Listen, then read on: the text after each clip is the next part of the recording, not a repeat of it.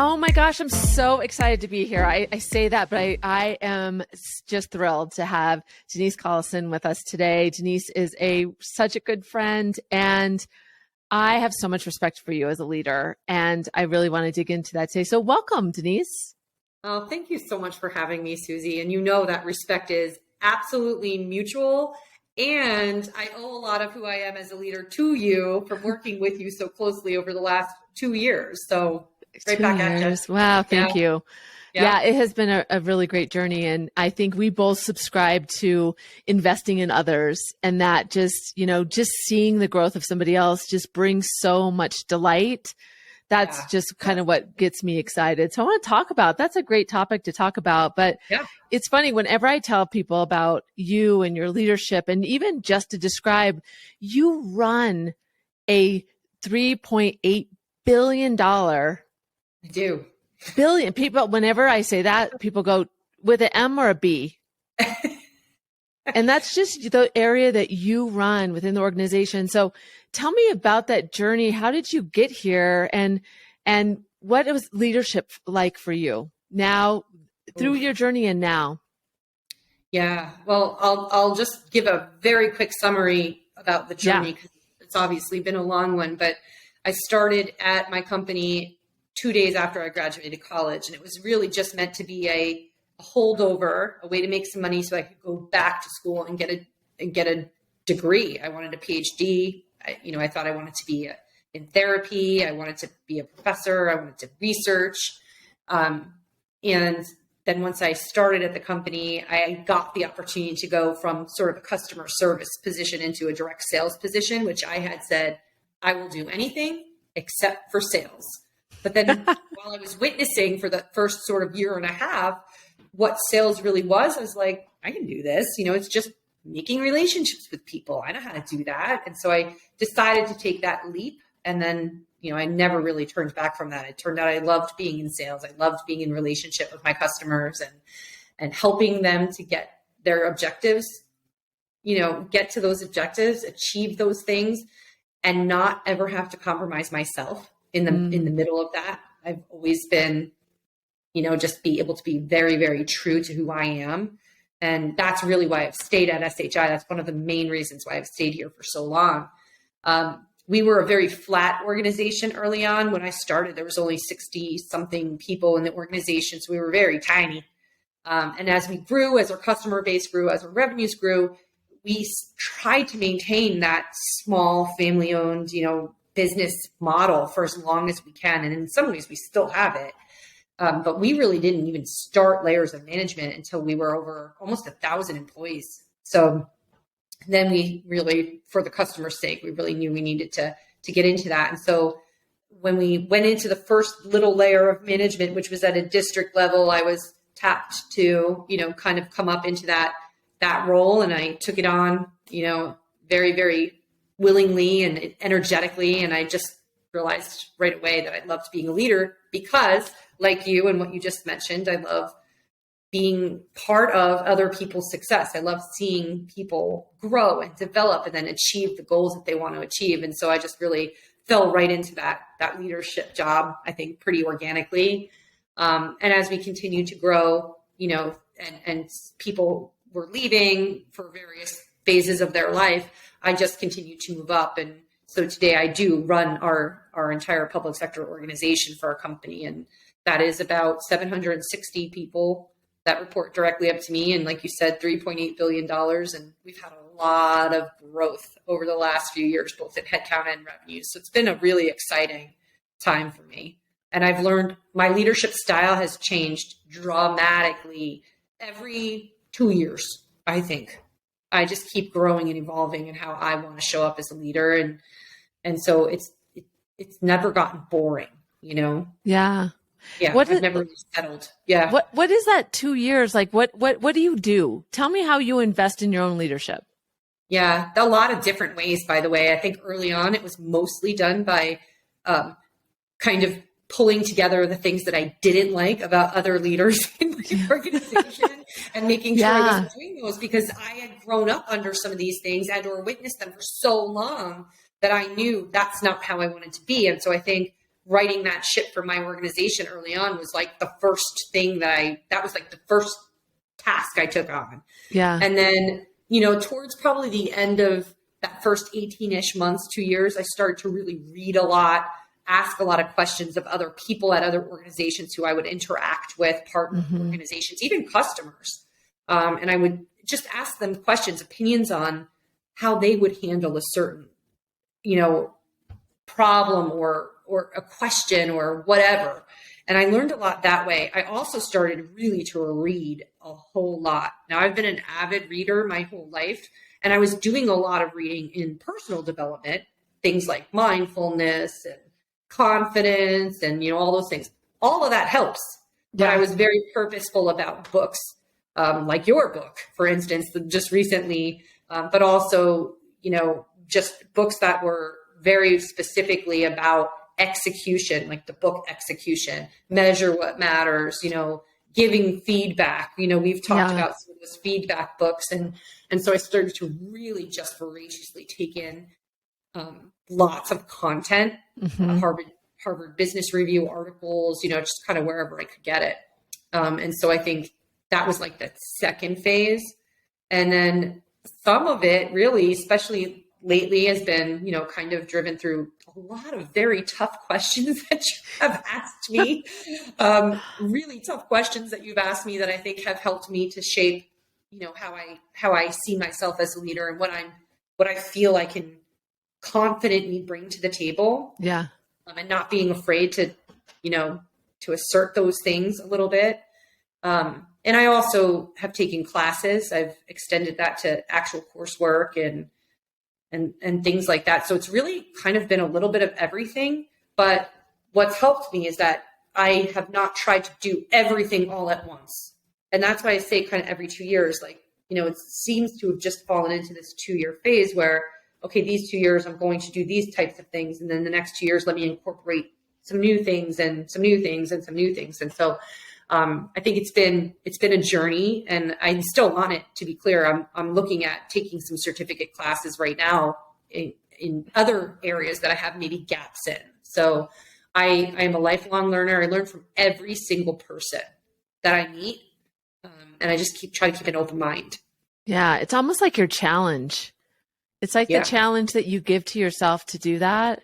And it's so interesting because I think that as I'm hearing your journey again, I'm like, you were always an entrepreneur in this role. And so there wasn't like anybody telling you this is the role you always had to figure it out. And so that's the thing that people need to think about with their career. People don't just advocate for you or tell you what to study or read. You need to be an observer, like your own Sherlock Holmes. I guess I'm really dating myself, but that's what you're saying. I'm on it with you. I should be like, who? Yeah. Thanks. Make me look good. It's my opportunity. I think that's such a good point. It's interesting. I do a lot of speaking now, women in IT, women in security and, all of those platforms. And I love the opportunities that I'm given. But I'm talking a lot about mentorship and even reverse mentorship. When I look back, I had a lot of role models for sure, but I never had a mentor. I don't even know if I knew really what that was and what they were supposed to do for me. And I think there's a lot of people out there that either don't know how to go about finding one, or don't have the person that they would want to be a mentor. And if you're going to go down that path, it's okay, but just then open your mind and learn from everybody, and don't be afraid to go ask lots of different people about various, items or things about, ways they handle situations like I did. And that's, again, both good and bad. Yeah. That's a lot of how I learned about who I wanted to be as a leader. Yeah. One last thing I just want to say though, is like for me, and this is just part of who I am just as a person in general. It's always been super easy to make it first and foremost about people, about human experience, and not about the business. And that has always informed, right from the very get-go, that has always informed my decisions as a leader. That doesn't mean that I'm letting everyone do everything exactly how they want it. I know how to balance things, but the way I approach those things, it's always from the human level. Yeah. And that was foundational for me. It wasn't even a question. And that has certainly defined a lot of then how I go about and who I want to learn from and who I learn not to follow. You know what I mean? Totally.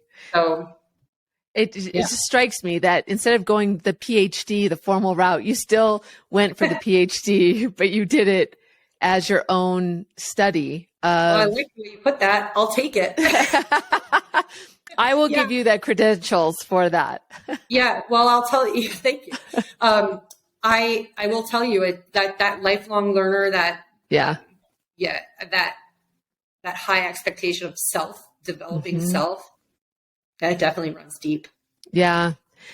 I also have to say this as well. So you said you had like 700 plus people in your organization. And I'm thinking about, as they listen to this, thinking about the leader that is over you, even if, it's somebody that's 3 levels above you. What do they think about? How do they pursue their leadership? What do they invest? How do they invest in themselves? And think about that and kind of manage up to that and think about that in their world. Like this is like gold for people. Yeah. Well, I hope it is. And we do a lot of talking about that with my team. We do a lot of talk about, here's some resources for you, grab on, take advantage of these resources. We want you to develop. And by the way, maybe that means developing and leaving SHI for a new opportunity. To me, that's okay. We'll do the groundwork and help you get where you want to be. If it doesn't happen to be with us, that's okay. I'm going to count that as a success for you and for me and for us.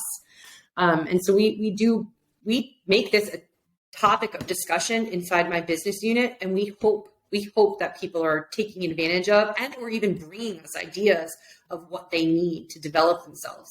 And that might not even be just strictly as leaders. Maybe it's just to be the best salesperson they want to be. They just want to stay in that role, which is a great role to have. So it's not whether you're going up or you're going across or you're just staying put and being the best you are in that role. It's just, just developing in any possible way you can.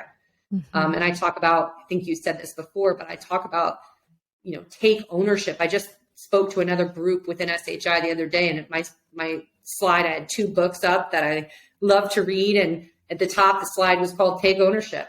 The opportunities are everywhere, but you got to actually be the one to decide to go and do it. It's not gonna, like you said, fall in your lap. Yeah. Yeah. And so what surprises you when you think about, you're transparent. You're like, let me know what you guys need within the organization. But as somebody that's led a big group of people for a long time, what surprises you that people don't get about this way of leading? What do they not do? What do they not lean into? Well, I think the first thing that surprises me, and maybe that's possibly why they don't necessarily lean in, is the lack of trust in organizations and people in organizations, especially in senior leadership. I spend a lot of time trying to build up trust and being like, Susie, you know me, right? Yeah. I wear it all on my sleeve. I put it out there, and I don't say it if I don't mean it. My folks have access to me. They have access to every resource under the sun. And yet there are still some that just will not get to the point of trust. So based on past experience or whatever.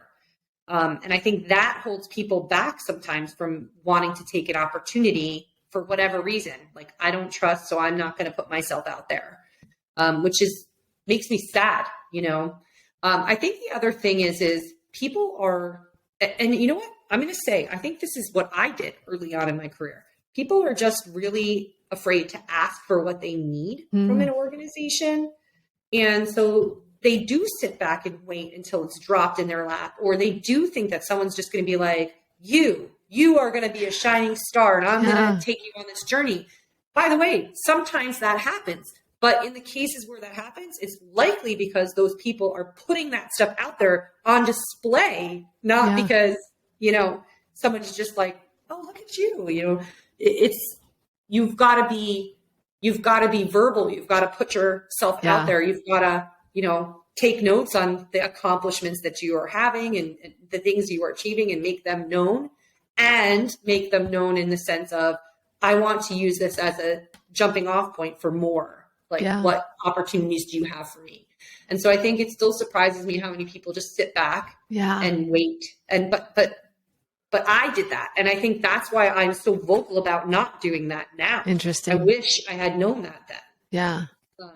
I'd say I probably didn't really learn that until I was in my 40s. And that I'm just turning 50 this year. So, this is a recent that I've really started to take serious ownership over what I want to do, who I want to be, how I show up. So I think that's another thing. And then I think just the last thing is how do I say this nicely? I think we're spreading ourselves out now into so many different places. So we work a lot. We are on social media a lot. We're gaming a lot, or whatever you might be doing. And there's just so many now outlets.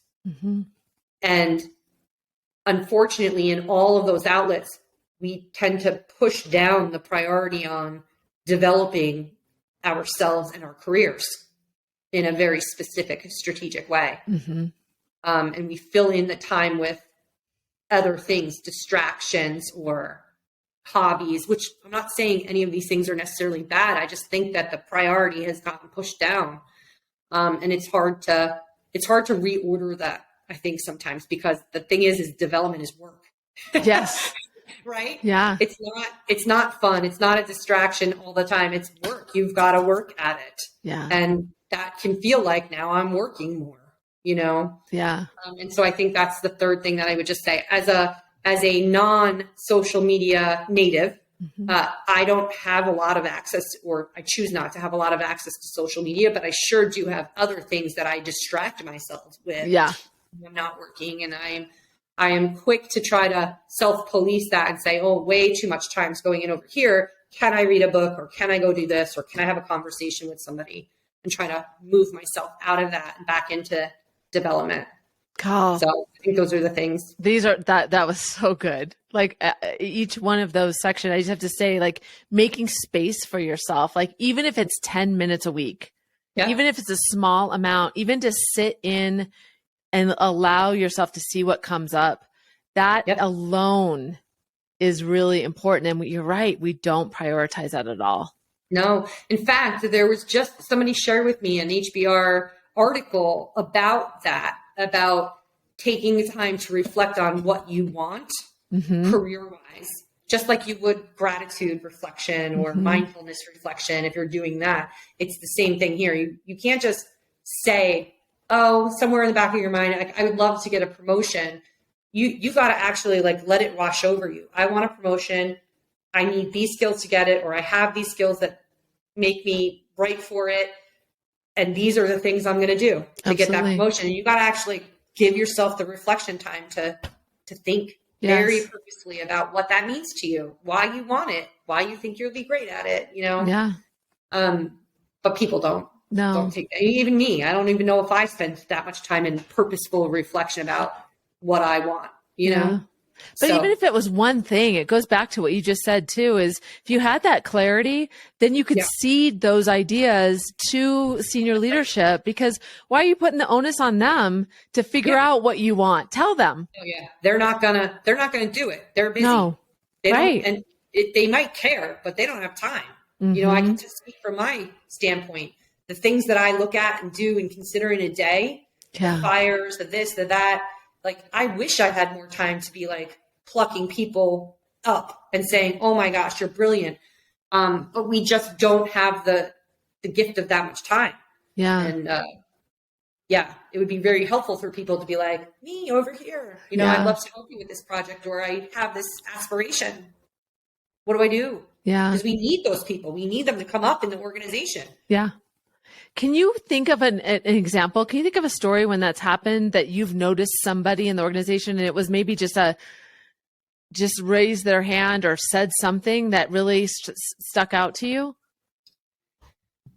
Well, I'm going to go all the way in one direction and then I'll come back in the other direction. So I had a young woman who has worked in the organization come into my office. She scheduled time with me.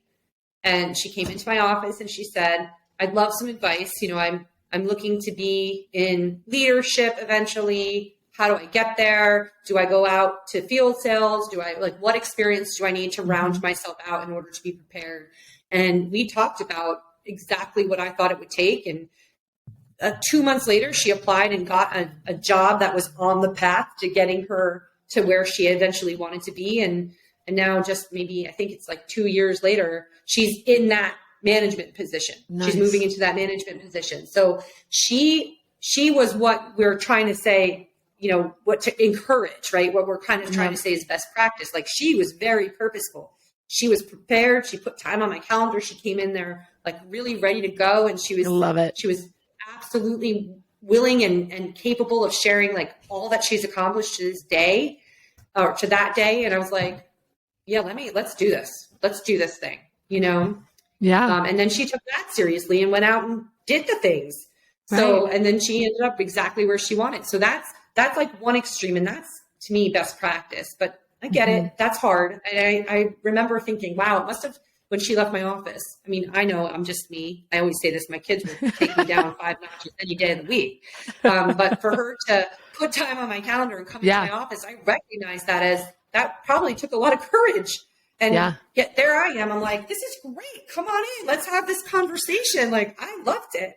On the other side, I think probably what's more typical is I will see someone say something in a meeting, or they will show up on a deal review and they'll just be really sharp and like know their stuff, like boom, boom, boom, boom, boom. Or they're extremely detailed or thoughtful about when they send me an email asking for something. It's just perfect.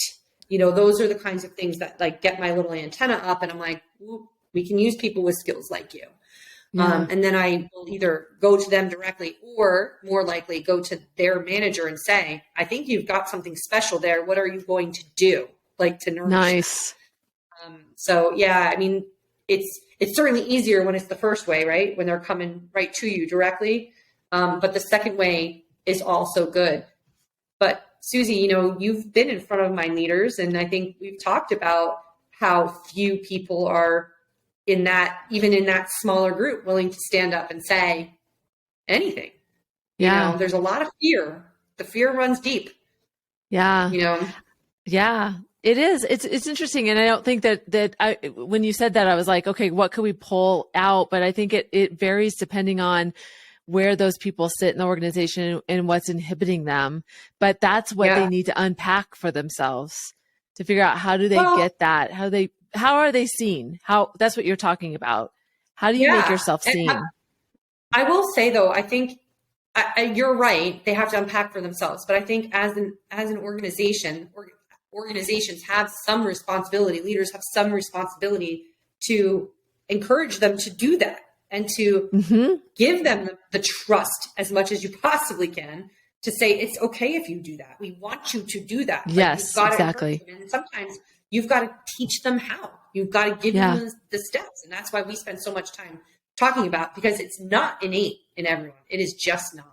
And it's a scary thing to do, talking to someone up the chain about something so personal. So I think it's a joint responsibility, honestly. Yeah, I think it is. And just to give people a sense of how you lead, last year you kind of hosted a book club, and it was Brene Brown's Dare to Lead. Yeah. And you ran the book club, and it was interesting to me because like I would show up every day, like be there, be it like with bells on. But what was that like? Like, most leaders don't do those kind of things, but you did. It was awesome. It was such a great experience, I'm going to tell you. And I know you and I have talked a lot about the word vulnerability. Yeah. And Brene, that's like her word. And I actually have learned a lot from her. I would just say this. It was, I put it all out there. I don't really hold much back at all, because again, I feel like me bringing my humanness, all of that messy humanness to the table only allows other people to feel like they can more.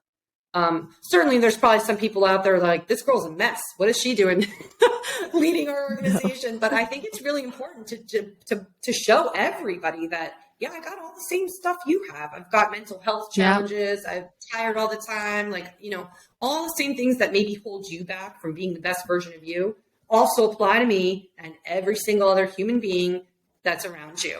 Yeah. But I would say in that case, the book club, I facilitated that book club. But we did a lot of like smaller group work in there so that not everyone always had to be with me, because I can understand how intimidating that would be. But we really got to a place in that book club where I believe we were interacting as humans and not as Denise is the leader of this organization and showing up because she's doing this. And I feel like it's a good look, I think those people were weeded out really early on. And the core group that we were left with really were there because they wanted to have these discussions. Mm-hmm. And I'll tell you, we were talking about things, as you know, like in Brittany's book, like shame and just really tough stuff to talk about with anybody, much less the people that you sit next to at work or report to. But we really, I think the feedback was amazing. And for me, it was life-changing, honestly, to be able to engage in conversations like that with my colleagues, the people that I get to support every day, and really get to understand them at a different level. Yeah. Gosh, that's what good reminder of humanness. Mm-hmm. Totally. And that's what you bring as a leader, is you bring down that hierarchy. You want it to be invisible. You don't want it to feel like you are the untouchable leader. No, never. I don't see the point in that. Yeah. Where does that come from? Where does your courage come from? Oh, that's so funny that you put it that way, because I don't actually think of myself as courageous. I will say this. I think most of who I am, and this won't shock you, comes from how I was brought up.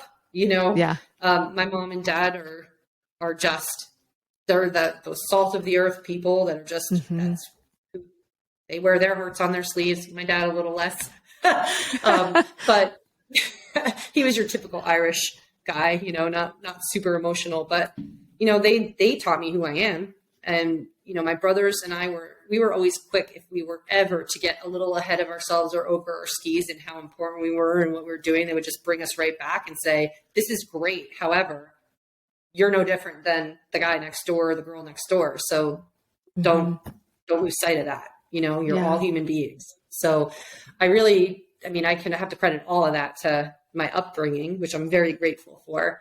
But then again, I will just say, it pains me. I'm an empath. Like I'm an empath at my core, which is good and sometimes challenging, as any empath out there knows. But just watching how other people did it in my perception, in my viewpoint, without that human care or concern, just hurt me to the core. So every time I see that, I go back and double down on the opposite. So, am who I am. Yeah. You are just such an incredible leader. I just have so much respect for you. I don't think you realize how different your approach is, but so good. Tell me about leverage. You know how I love to talk about negotiation and how that is such a part of the way we influence as leaders. So tell me your lens on leverage and leadership and how that equates for you. Yeah, I'm going to say I think this is somewhat evolving for me too. Specifically because I've been working with you and read your book and thinking about all these things in a little bit of a different way than I've ever thought about them, which is primarily in a direct sales lens. Mm-hmm. So that's, it's a little different. Mm-hmm. I would say the first thing that comes to mind when I think about leverage that I have or that I use is my directness and my transparency. I often take people very off guard by just saying what I want to say and not dancing around something. And my transparency is, I've got nothing to hide. I'm going to tell you all of the bad things and all of the good things. And then we can make sense of that situation from that standpoint. I'm not going to try to make it all good and or make it all bad. If I'm trying to get something done for me, I'm always try to go at it with perspective of everyone in the room. So I think those are the first two things. And I think they really are disarming. And, boy, people, I hear that so much about myself. You're very direct. I think some people probably mean it in a positive way and other people not so much in a positive way, but certainly it's been pointed out to me so much that I understand it's a differentiator for me. It's not the common way things are done at this level. Yeah. I think the other leverage point that I personally use is humor, because it's just, like a smile and a laugh, no situation is so serious that we can't just be smiling or laughing about it. And so I think that's another point of leverage, not the traditional ones that you would talk about, I think, but again, this is just me being me. But I think those are the things that I would say are the two main points of leverage that I use. Yeah. Oh, I think those are good. I think direct, what came to mind for me is an opportunity that people don't use a lot is asking a question that is not expected, because a lot of times the person will answer it because they haven't really thought it through, and you can unlock, not in a manipulative way, but you can unlock more insight, and being direct really does that. Yeah. I often use the tell me a little bit more about that, or really the one I like to just go to is, what is your absolute desired outcome out of this conversation? Like, what is it that is the best outcome for you and why? Tell me that. And then we can talk about if that makes sense for me too. And if it does, how do we get there? Or if it doesn't, now I have the ability to talk to that directly and tell you why I don't believe that's actually the best outcome, So I love the asking questions. That's a great piece of advice. Yeah. Oh, that was so good. And it just re-energizes me, because from a sales perspective, those are the best practices that we use, but these are so applicable to our everyday. So many times we don't think about what is the end in mind, or what is the best outcome for both parties, and unlocking that can be all it takes. Well, certainly there's a lack of thinking about what's the best outcome from anybody else but you. Right. Yeah. Right. And exactly. so you go in with an idea or a care or concern even about what's the best outcome from anyone else in that room. That's already going to start the conversation off on a different page. Yep. Absolutely. And you got Absolutely. to be authentic and genuine. Otherwise that'll come through. But if you genuinely care about that and you understand that having that perspective and then trying to go at it together will actually get you to a better place, then that's the best tool you can use for sure. Yeah. Yeah. I love it. So good. Oh, I knew this was going to be a great conversation, but I didn't know to what level it would be. You have just sprinkled so much goodness and gold in this conversation. So thank you for spending the time and giving of yourself as you always do. I just think it's great for other people that aren't in your organization to experience you. Yeah, well, thank you. Well, thank you so much. I appreciate it. Those are some very kind words coming from you. I really thank you very much. Well, and thanks again. For having me today. This was fun. I can't believe it's over already. I know, time flies. It's true. Time flies when you're having fun. It just does. It really does. Yeah, it really does. And if people want to connect with you, I think you are really open to meeting other people too. So tell us, you're on LinkedIn. And I am. I'm Denise Collison, Collison on LinkedIn. And then in parentheses is my former name, Verdicchio. But you can find me on LinkedIn. And I do check there fairly often. So if you send me a message, I would be happy to respond. And I'd love to have conversations. And if you think I can learn from you, please bring it on. Let's have a conversation about that too. Yeah. Let's flutter with questions too. So thanks again, Denise. Absolutely. I really appreciate you being on Leaders with Leverage with me. And until next time, thanks so much for being here.